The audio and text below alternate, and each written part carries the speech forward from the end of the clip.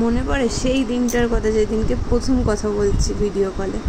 তারপরে এখান ইন্দোর থেকে যাওয়া, দেখা করা, তারপরের দিন দেখা করা, এইভাবে দিনের পর দিন তোমার সাথে টুকটাক এদিক ওদিক রোজের ঘুরতে বেরোনো, এমনকি ম্যাচিং করে ড্রেস পরেও ঘুরতে কত বেরিয়েছি, এদিক সেদিক ঘুরে বেরিয়েছি। বর্ষাকালেও ঘুরতে বেরোতে ছাড়িনি বৃষ্টির মাথায় নিয়ে। তারপরে তুমি আমাদের বাড়িতে আজকের দিনে প্রথম গেছিলে। তারপরেই এইভাবেই চলতে থাকলো আমাদের ঘোরাফেরা, দেখা করা, মানে এক্সেট্রা। এর অনেকে অনেক কিছু বলেছে আমার নামে, হয়তো তোমাকে, আমি জানি না। তো তারপরে সেই দিন যেদিনকে তোমার আর আমার রেজিস্ট্রি হলো, আমি প্রচণ্ড ভয় পাচ্ছিলাম, চোখ বন্ধ করে রেখে দিয়েছিলাম যে কি হবে, কি করব, এরপরে আমি কিচ্ছু জানি না।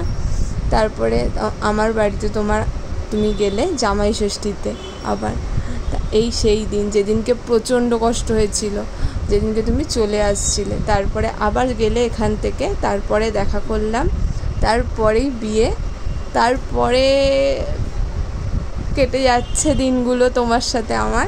আমি জানি না তোমার কীরকম কাটছে, বাট আমার তো ভালোই কাটছে। তারপরে সেখান থেকে আবার ইন্দোরে চলে আসা, ইন্দোরে এসে প্রথম দিনে বিজয়েশান মন্দিরে যাওয়া, তারপরে একটা রোববার কোনো একটা পার্কে গেছিলাম, তারপরে তো উজ্জয়ন, এখনও অবধি কতবার গেছি কোনো কাউন্টিংই নেই।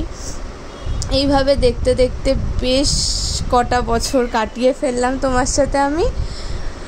এইভাবেই আমি তোমার সাথে সারাটা জীবন কাটাতে চাই। তোমার ফার্স্ট জন্মদিন আমি করেছিলাম আমার বাড়িতে, তারপর থেকে চলছে।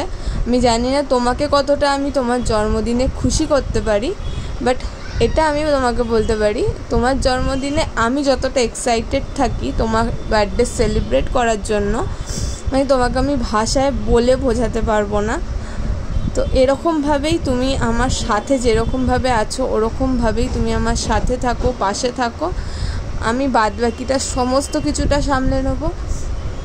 দেখতে দেখতে 3টে বছর তো হয়েই গেল। লাস্ট ইয়ার তোমার জন্য আমি সেরকম কিচ্ছু করতে পারিনি, এই যে লাস্ট ইয়ার খালি একটা কেক কাটিয়েছিলাম, দ্যাটস ইট। জানি না এবারেও কতটা কিছু করতে পারবো। যাই হোক, হ্যাপি বার্থডে মাই লাভ, মাই বাবা। আর হ্যাঁ, আজকের দিনটা খুব ভালো করে এনজয় করে কাটাও। কি বলবো আমি কিচ্ছু জানি না, আমার কোনো ভাষা নেই তোমাকে বলার জন্য। Once again happy birthday, many many happy returns of the day Pawan.